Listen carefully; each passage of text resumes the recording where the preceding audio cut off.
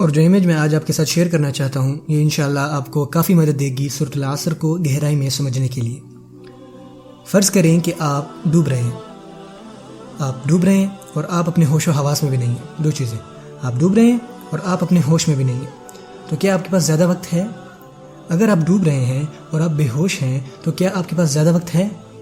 نہیں، آپ کے پاس زیادہ وقت نہیں ہے، جس کا مطلب ہے کہ آپ کا وقت ختم ہو رہا ہے۔ اور کیا آپ کو پتہ ہے کہ عربی میں کون سا لفظ استعمال ہوا ہے جب وقت ختم ہو رہا ہوتا ہے؟ جو لفظ استعمال ہوا ہے وہ ہے العصر، جس کا مطلب ہے وہ وقت جو ختم ہو رہا ہو۔ دن کے آخری حصے کو جب دن کا وقت ختم ہوتا ہے عصر کی نماز ادا کی جاتی ہے۔ دراصل عصر نکلا ہے لفظ عصیر سے، پھل جس کو آپ دبا کر نچوڑ دیتے ہو۔ اور ایون عصر الصوبہ بھی استعمال ہوا ہے، وہ کپڑا جس کو آپ پانی میں ڈال کر نچوڑ دیتے ہو اور سارا کا سارا پانی نکل آتا ہے۔ اسی طرح عصر یہاں پر ایک فعل کی طرح استعمال ہوا ہے۔ سو آپ ڈوب رہے ہو، آپ بے ہوش ہو اور آپ کا وقت بھی ختم ہو رہا ہے۔ سب سے پہلی چیز کیا ہوگی جو آپ کرو گے زندہ رہنے کے لیے؟ اگر آپ ایسی حالت میں ہوتی ہو، اگر آپ زندہ رہنا چاہتے ہو تو سب سے پہلے آپ کیا کرو گے؟ جاگ جاؤ گے؟ ہوش میں آؤ گے؟ اگر آپ بے ہوش ہی رہے تو پھر تو آپ کے بچنے کے چانسز بہت کم ہیں۔ سب سے پہلی چیز جو آپ نے کرنی ہے وہ ہے ہوش میں آنا۔ اس سے بالکل فرق نہیں پڑتا کہ آپ اپنے سب سے حسین خواب میں تھے اور اپنے خواب میں آپ کامیابیوں کو چھو رہے تھے، لائک آپ فراری چلا رہے تھے، وہ کمرشل جس میں دکھاتے ہیں کہ ایک طرف پہاڑ ہیں اور دوسری طرف سمندر اور درمیان میں ایک خوبصورت سی گاڑی۔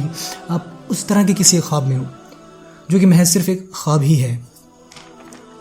لیکن جب آپ اٹھتے ہو تو کیا پتہ چلتا ہے؟ آپ ڈوب رہے ہو، آپ پانی کے اندر ہو۔ یہ ہے سب سے پہلی کنڈیشن کہ آپ کو جاگنا ہے، ہوش میں آنا ہے۔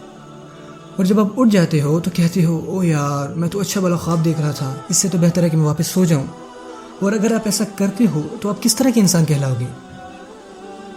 کم عقل، اور یا وہ جس میں ہمت ہی نہیں سچ کا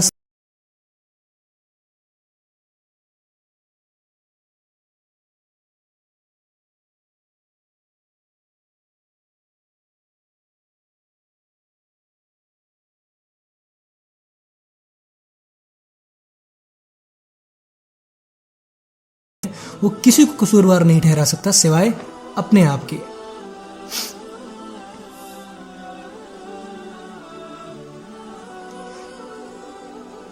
پر چلیں فرض کرتے ہیں کہ وہ جاگ گئے، اب آپ کیا کرو گے؟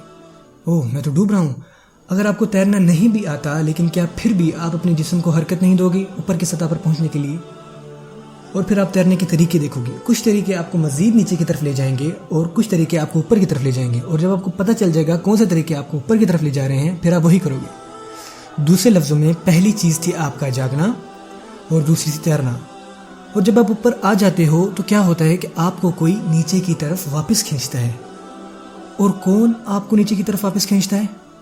آپ یقین نہیں کرو گے، یہاں ایک زنجیر ہے آپ کے پاؤں پر اور دوسری جانب آپ کا رشتہ دار، آپ کا کزن سو رہا ہے اور وہ آپ کو اپنی طرف کھینچ رہے ہیں، اور اب آپ اس لیے ڈوب رہے ہیں کیونکہ آپ کا کزن سو رہا ہے۔ اب آپ کیا کرو گے؟ یقیناً آپ اسے جگاؤ گے، اور آپ اس کو اس لیے نہیں اٹھا رہے کیونکہ آپ کو اسے بچانا ہے۔ ہو سکتا ہے آپ کو اپنے کزن کو اٹھانا ہے، بچانا ہے، لیکن ہو سکتا ہے کہ آپ کو اپنا کزن پسند ہی نہ ہو، مجھے نہیں پتا۔ لیکن یہاں پوائنٹ یہ ہے اگر آپ اس کو نہیں اٹھاتے تو اس کے ساتھ ساتھ کون ڈوب جائے گا؟ آپ۔ اور آپ اسے اٹھاتے ہو اور وہ آگے سے کہتا ہے کہ یار خواہ جگا دیا، اچھا خاصا خواب دیکھ رہا تھا، کیوں تنگ کر رہے ہو، چلے جاؤ یہاں سے۔ تو کیا آپ آگے سے یہ کہو گے ہاں ٹھیک ہے مجھے بھی کوئی شوق نہیں ہے، عیش کرو؟ نہیں، آپ ایسا نہیں کر سکتے۔ اگر وہ پھر سو گیا تو آپ پھر اس کو اٹھاؤ گے کہ یار اٹھ جاؤ، تم سچائی کو جھٹلا نہیں سکتے، یہ تو ایک صرف جھوٹا خواب ہے۔ اور جب آپ اٹھ جاتے ہو تو اس بار آپ دونوں باہر کی طرف نکلتے ہو، لیکن اس بار کیا ہوتا ہے؟ آپ دونوں واپس پھر کھینچے جاتے ہو، اپنے بڑوں کی وجہ سے، اپنے پڑوسیوں کی وجہ سے، اپنے دوستوں کی وجہ سے، اپنی اولاد کی وجہ سے، اپنے بھائیوں کی وجہ سے۔ آپ کی زندہ رہنے کے لیے 4 عمل درکار ہیں۔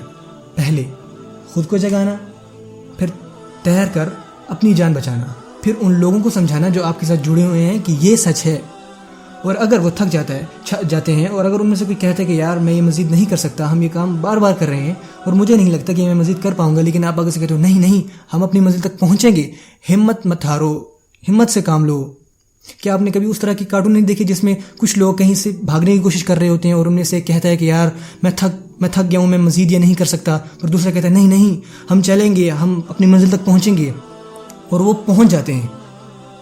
وہ ایک ساتھ کام کرتے ہیں کیونکہ ان کا جینا مرنا ایک دوسرے پر منحصر ہوتا ہے. اللہ تعالیٰ کیا فرماتے ہیں؟ والعصر، وقت ختم ہو رہا ہے. پھر فرماتے ہیں ان الانسان لفی خسر. اس کی ٹرانسلیشن ہے کہ تمام انسان خسارے میں ڈوبے ہوئے ہیں سوائے الا الذین آمنوا، وہ لوگ جو ایمان لائے کس پر؟ اللہ تعالیٰ نے یہ نہیں فرمایا کہ آمنوا باللہ وملائکتہ وکتبہ ورسلہ والیوم الآخر والقدر خیرہ وشرہ من اللہ تعالی. نہیں، ایسا کچھ بھی نہیں کہا، جبکہ یہ تمام باتیں اس میں شامل ہیں. سورت کے سیاق کے مطابق، سورت کے کانٹیکسٹ کے مطابق سب سے پہلی چیز جس پر ان کو یقین کرنا ہے وہ ہے کہ وہ خسارے میں ہیں، وہ ڈوب رہے ہیں. اور اگر وہ اس بات کا یقین کر لیتے ہیں اور اپنا ایمان درست کر لیتے ہیں، اب انہیں کیا کرنا ہے؟ تیرنا ہے اور اوپر کی طرف جانا ہے. اور اللہ تعالیٰ نے اس عمل کو کیا کہا ہے؟ وَعَمِلُوا الصَّالِحَاتِ.